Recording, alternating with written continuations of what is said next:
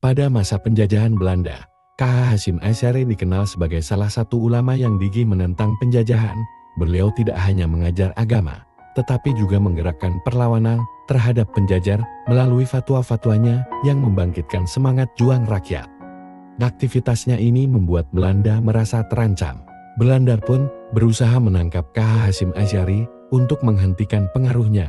Mereka menganggap bahwa selama K.H. Hasyim Asy'ari masih bebas, perlawanan rakyat akan terus berkobar. Namun, setiap upaya penangkapan selalu gagal karena perlindungan Allah SWT. Suatu malam, sekelompok tentara Belanda datang ke pesantren Tebu Ireng dengan maksud menangkap K.H. Hasyim Asy'ari. Mereka mengepung pesantren dari segala penjuru, memastikan tidak ada jalan keluar.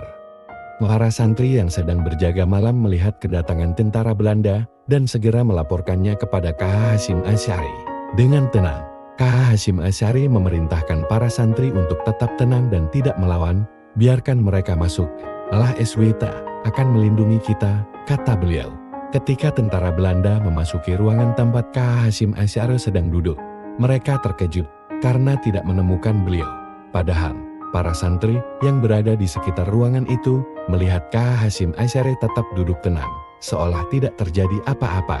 Tentara Belanda pun mencari ke seluruh pesantren, tetapi tidak menemukan jejaknya. Mereka bahkan memeriksa setiap sudut ruangan, termasuk di bawah meja dan di balik tirai. Tetapi K.H. Hasyim Asy'ari seolah menghilang dari pandangan mereka. Para santri yang menyaksikan kejadian ini hanya bisa tersenyum, karena mereka tahu bahwa ini adalah karomah dari Allah SWT. Frustasi karena tidak menemukan K.H. Hasyim Asy'ari, tentara Belanda pun marah dan mengancam para santri. "Di mana gurumu? Kami tahu dia ada di sini," teriak salah seorang tentara. Namun, para santri tetap diam, tidak memberikan informasi apapun. Akhirnya, tentara Belanda pun pergi dengan tangan hampa. Mereka merasa ketakutan dan bingung, karena peristiwa ini tidak bisa dijelaskan dengan akal sehat. Sejak saat itu, nama K.H. Hasyim Asy'ari semakin dihormati oleh rakyat, sementara Belanda semakin geram.